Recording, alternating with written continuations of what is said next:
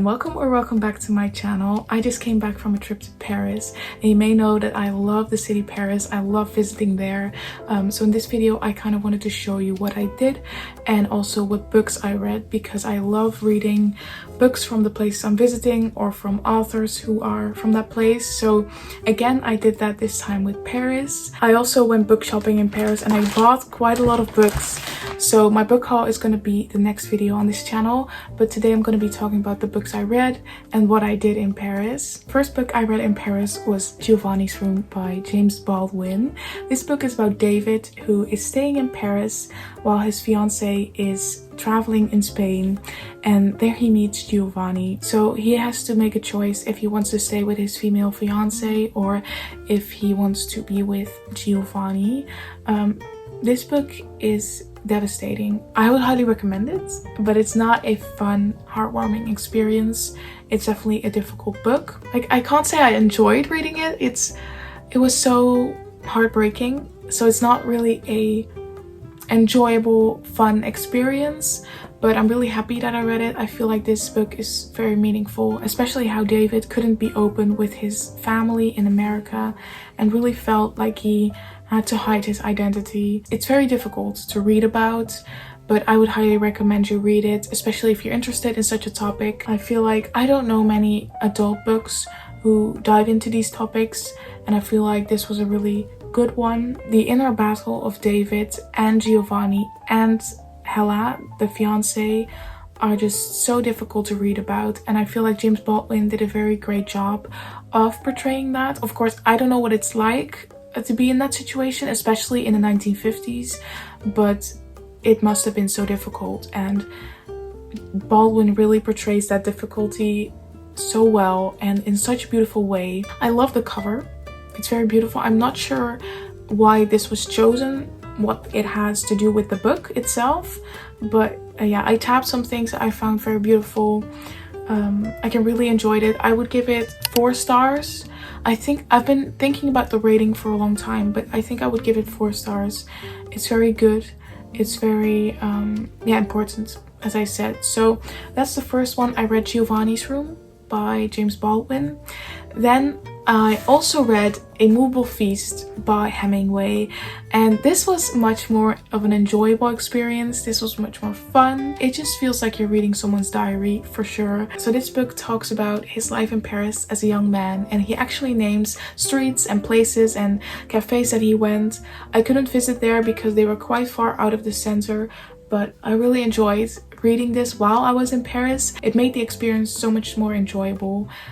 So I would highly recommend you read this while you're in Paris, but you can also read it, of course, outside of Paris, because he describes the cafes and the persons so well. It just really feels like you're there. So I really enjoyed it.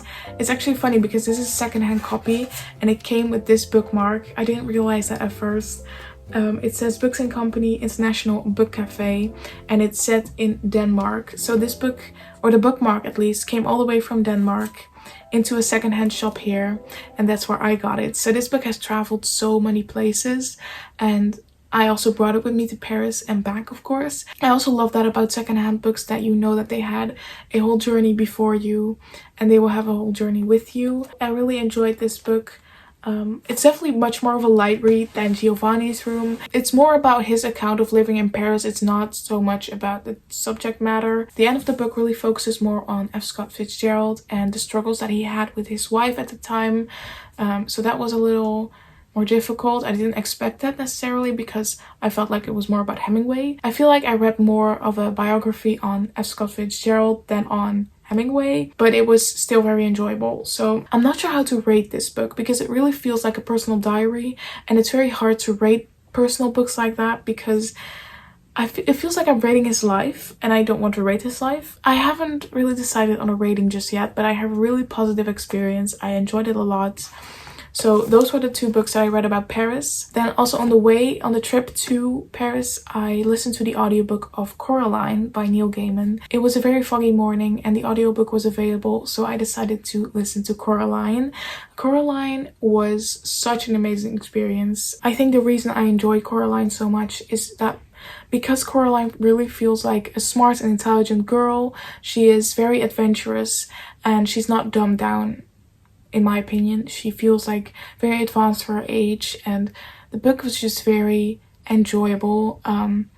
I didn't expect the twist. I had never read or seen Coraline in my life, so I didn't know about the storyline and the twists, and I really enjoyed it. It was definitely, of course, it's a middle grade level. It's not for my age, but I still really enjoyed it. I gave it 5 stars. I loved it, especially in the scene and the setting that I was in with the fog and the cold morning. Coraline just fitted so well. If you haven't read Coraline yet, it's about this little girl who goes exploring in her house, and there she finds a door that leads to another world.